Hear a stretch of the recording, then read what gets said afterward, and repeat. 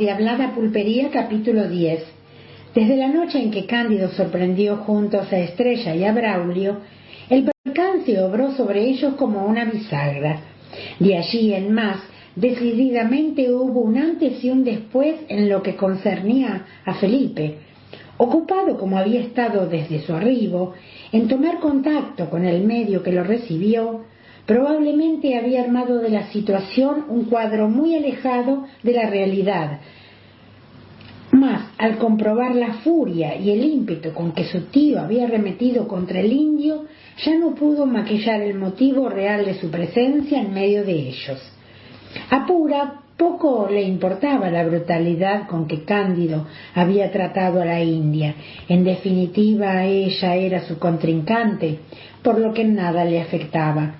Pero en quien el episodio repercutió de manera llamativa fue en Segismundo. La brutalidad del suceso lo ubicó sobre una tarima de la que difícilmente pudiera volver a descender. La noche de la tragedia, creyendo entre sueños escuchar el disparo de un arma, corrió fuera de la casa. El cuadro que lo sorprendió superó su capacidad de asombro al ver cómo Cándido arrastraba de los cabellos a la india tal como si fuera una bolsa. De inmediato, sus puños se cerraban, clamando por un punto donde impactar y lastimar. Allí supo que debía defenderla, aun cuando al hacerlo se ganaría el total desprecio del hombre. Ambos se miraron, llenos de rencor, de odio, de reproches estancados en el caso del muchacho, a quien la vida le prestaba la violencia del hecho para cobrarse sus propios reclamos. «Sal de aquí, ¿o es que quieres que a ti también como a la bruta te dé con mi rebenque por las costillas?» Inútil fue que forcejearan. El llanto de Estrella era una pluma que el viento había robado. La india, desgarrada, balbuceaba con un hilo de aliento el nombre de su amado. «Braulio, Segismundo vio en su propia carne reflejada la desesperación de ella, por lo que, necesitado de exteriorizar el desprecio que su cuidador le producía, arremetió contra él. «Viejo bichoco de mierda, ¿no se da cuenta que Estrella a usted lo odia? Sí, lo odia». Cándido, al escucharlo, bufó de impotencia. «Qué arrogante el muchacho», pensó. ¿Quién se creía el imberbe para venirle con la novedad? Ya encontraría su tiempo para darle una lección. En la vida, ser entrometido tenía su precio, y él no perdería oportunidad de hacérselo saber. Súbitamente notó que los calzoncillos de frisa estaban caídos sobre su cadera. Con displicencia los levantó haciendo un burdo ademán. En su sien izquierda, una vena azul semejó ser una anguila buscando la superficie para encontrar aire. Allí tomó conciencia de lo ridículo que podría estar pareciendo. Las estrellas, en su máxima expresión, brillaron encargadas de hacerle saber que todo había concluido. El sueño esperaba por él. Ambos quedaron desenvainando su tremenda frustración. Para Segismundo, su instinto de sublevación lo hubiera llevado a cometer cualquier barbaridad, incluso matar al pulpero. Un dolor profundo se apoderó de la expresión de Estrella. Este tuvo íntima conexión con el recuerdo de aquel primer día en que ella llegó a la casa cuando se le hizo saber su condición de persona privada de la libertad. La india se incorporó lentamente, tratando de ser ella quien daba consuelo al muchacho. En silencio se abrazaron, sellando allí un nuevo pacto de entrañable cariño. «Tenemos que volver con ello, esto no es vida», balbuceó el chico, mientras caminaban hacia el sótano. Ella no le contestó, no quería soliviantar en él algo que se volvería en su contra. Al rato, Segismundo regresó con una palangana llena de agua para que lavara sus manos, llenas de sangre. Cuando la muchacha la descubrió, negó con su cabeza, pero tampoco se opuso cuando él lavó la sangre que tenía pegada en su piel. Irracionalmente comenzó a lamer sus manos. Le urgía introducir en su cuerpo lo último que pudiera conservar de su amado. Allí quedaron ambos, consolándose en silencio, entrelazados como las ramas de un árbol que, ahogadas bajo la tierra, emergen a la superficie para intentar juntas una nueva bonanza. Un ratón en franca retirada rehuyó el nuevo día que ya se insinuaba. Las palomas tempraneras abrían sus alas al flamante porvenir.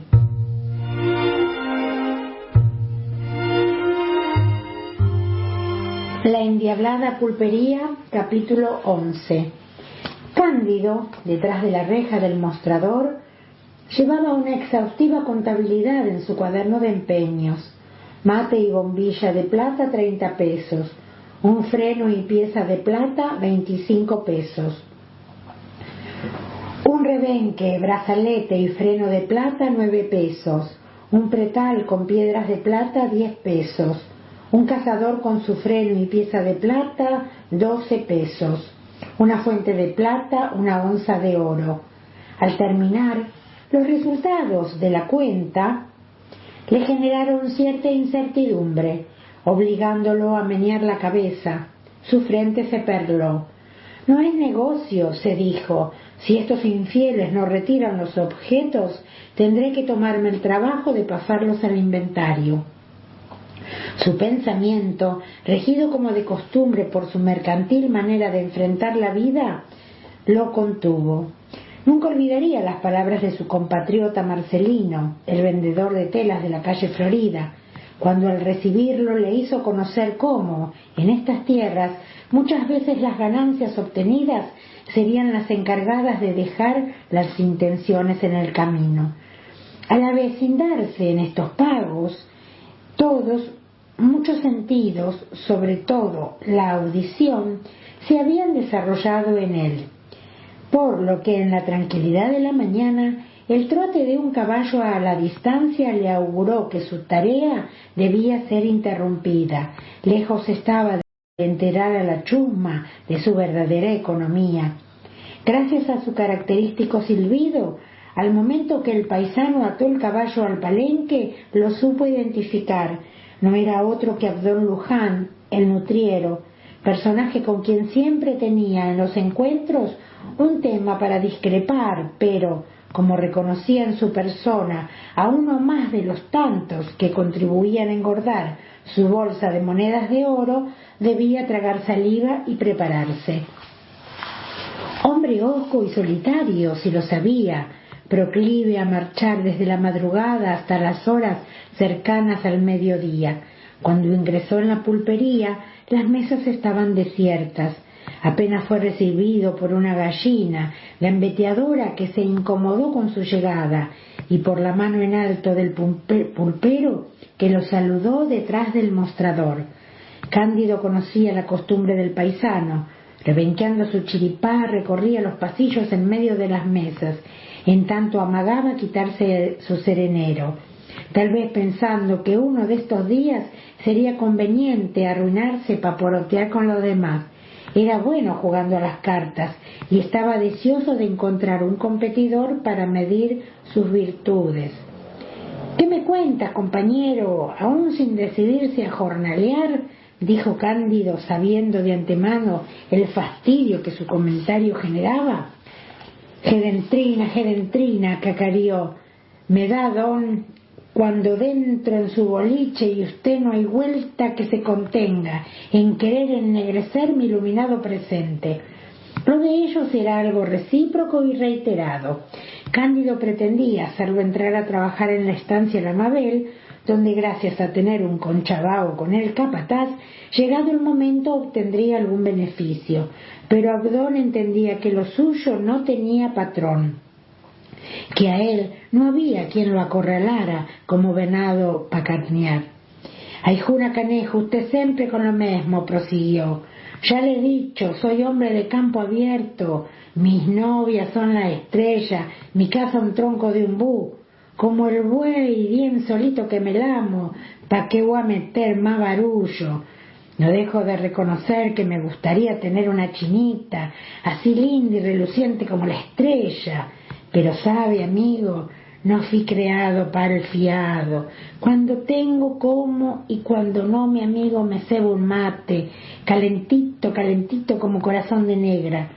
Pero ahorita no me entretenga más y sírvame una grapa, que tanto hablar tengo la lengua seca como pozo sin agua.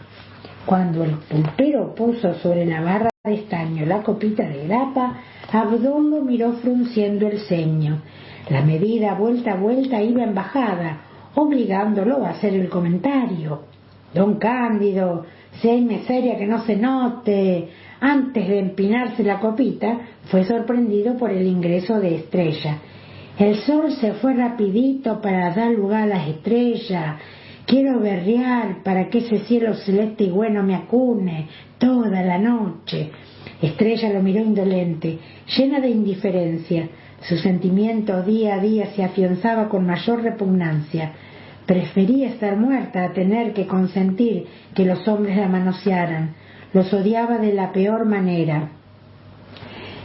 ¿Qué te anda pasando, muchacha? Que tu cara ya no luce la sonrisa del pasado, se animó a decir en tono amistoso, sin imaginar hasta qué punto lo iba a descentrar al pulpero. Como dicen sus paisanos, tenga mano, compañero, que aquí dentro el único que le habla Estrella soy yo. Al decir esto se acercó al gaucho y lo miró con fiereza a los ojos. Acto seguido giró en redondo, haciéndole entender a la muchacha que desapareciera con rapidez. Abdón levantó la copa de grapa, mirándola fijamente. Mejor que nadie sabía que el pulpero había pagado por la India al cacique, cambiándola por municiones y raciones de comida. Pero al recordar cómo el cuerpo de Estrella muchas veces estaba a merced de saciar la sed de algunos pocos poderosos, el asunto arremetió por último un comentario. Si es agrio al nacer, no tuvo más remedio que cuajarse el mismo. Empinándose la copa hasta el final, la quitó de su boca como quien asqueado se libra de algo molesto. Mire, Cándido, que acá la chismoseada no quiere cerrar el pico. Bien sabido es que usted la mantiene a chicote y le empresta al mejor postor. Tenga cuidado, mi amigo, y comprenda que el sol sale para todos. Al terminar de hablar, se acomodó el cuchillo en la faja que ceñía el chiripá y dando un sonoro rebencazo salió en busca de su caballo. Mucha lata, pero nada dice de las pieles. ¿Para cuándo las entrega? Mire que las tengo apalabradas. Aunque con seguridad para Abdón lo escuchado nada significó, para Cándido la advertencia era que cuando regresase con ellas no tendría otro remedio que aceptar el precio que le pusiera. Allí comprendería el hombre lo que era meter la nariz en el lugar equivocado.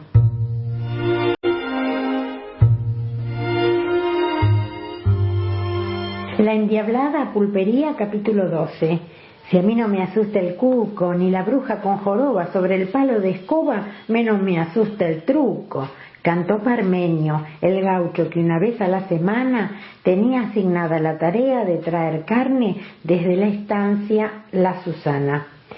Por lo que esa mañana aprovecharía, y si la oportunidad de encontrar compañeros se le brindaba, se deleitaría un rato jugando un partido de truco.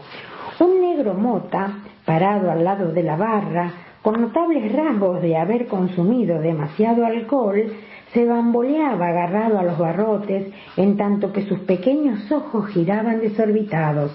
«Pulpero, deme otra negra», decía en voz alta, «que la anterior se me fue muy lejos».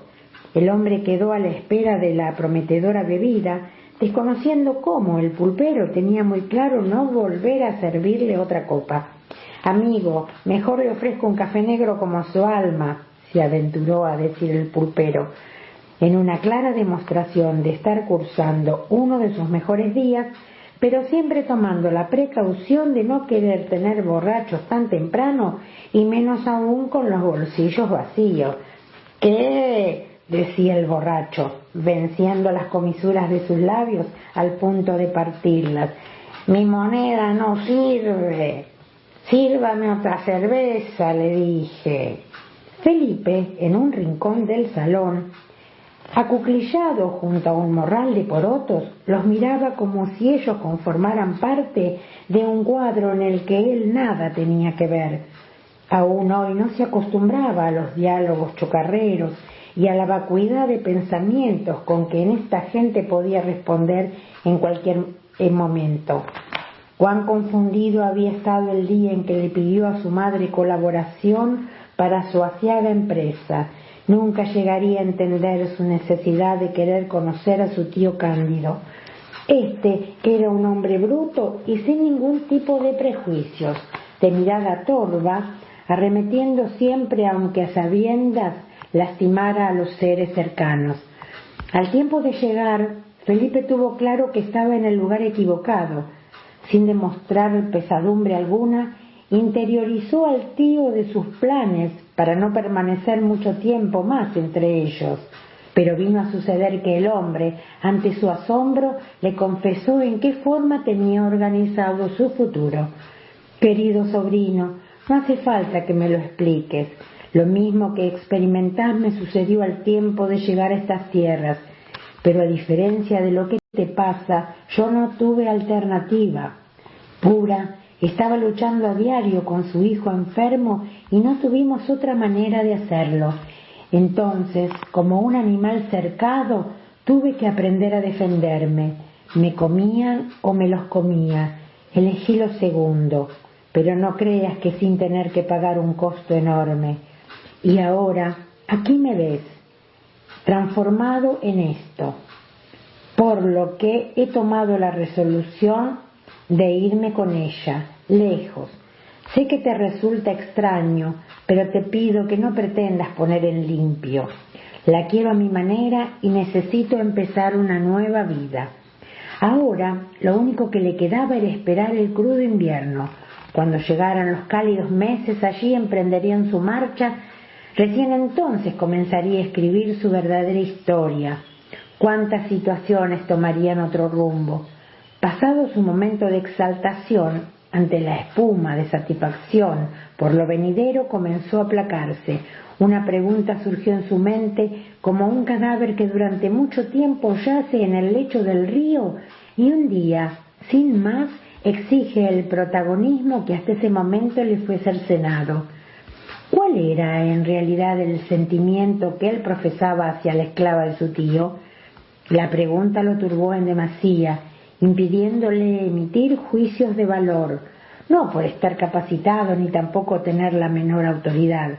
Sus pensamientos repentinamente se convirtieron en un monstruo lleno de larguísimos tentáculos que tenían la capacidad de estrujarlo. Así, enmarañado en su pensamiento, lo sorprendió el griterío generado alrededor de la mesa. Palabrotas y amagues de cuchillos a ser sacados de sus vainas lo obligaron a que dejase olvidados los porotos que se necesitaban, estimando que en lo último que él podía pensar era en comer. Tanto más que por un tema de juego, con seguridad la exaltación de los paisanos estaba directamente relacionada con la rivalidad que existía entre los peones de las estancias la Mabel y la Susana. Felipe, creyendo oportuna su intervención para aplacar los ánimos, se acercó a la mesa con cara de circunstancia e intentó entablar un diálogo con Parmenio. Su participación estaba respaldada por el hecho de tener semanalmente unos minutos de conversación con él. ¿Qué anda pasando, mi amigo? ¿Hay revuelo en el gallinero? Donde no me llaman no voy. No me gusta que me digan entrometido, se le escuchó balbucear a uno de los hombres de la Mabel. Equivocado es el hombre, respondió Felipe con voz plantada. Muchas veces cuando llego me recibe una sorpresa. Y tiene razón mi amigo, le respondió otro. Aquel amigo había sido bastante sucio para el juego. Al escuchar esto, los colores de la cara de Parmenio se convirtieron en una fruta madura. al tiempo que con la rapidez del rayo desenvainó su cuchillo para clavarlo sobre la mesa al lado de la mano del gaucho que lo había decretado mal jugador. El revuelo que se armó tuvo ribetes insospechados.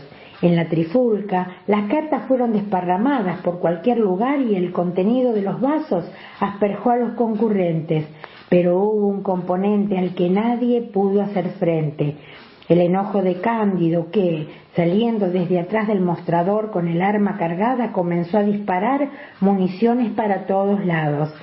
Así esa mañana fue para Felipe la muestra de la barbarie en su máxima expresión. Imposible decir nada más. Solo atinó a recoger otra vez su cuenco para dirigirse hacia la cocina. Al rato, parado frente al brasero de huesos de caracú, estiraba sus brazos con la intención de entibiar su angustia. Aproximaba sus manos en forma de abanico, solicitando que el calor irradiado por él lo reconfortara. Puso atención en ellas, hoy día deterioradas, perjudidas, muestras claras de la estrechez de su presente. Arrinconado por el fantasma pintado de colores enajenantes, comenzó a menearse los cabellos. «Madre, ¿qué hice?». Su pregunta fue escuchada por Segismundo, quien, observándolo detrás de la puerta, desvistiendo en público por primera vez el afecto que por él sentía, se animó a decirle: «No te tenés que amargar, la vida pasa, corre como el agua en el lecho de un río». «¿Nunca fuiste hasta el río?». La intervención del joven lo desconcertó. «Si se estanca, se enferma. Tenés que dejarla caminar. Aunque no lo creas o lo sepas, tu decisión tuvo y tiene un porqué. Nada nos pasa sin un porqué». Felipe, patitieso, no se animó a contestar. Las palabras del chico, preguntándose qué don podía detentar el rapaz para catalogar la interlocución como sensata. «Basta, ¿quién eres para creer que puedes dar consejos a las personas mayores?».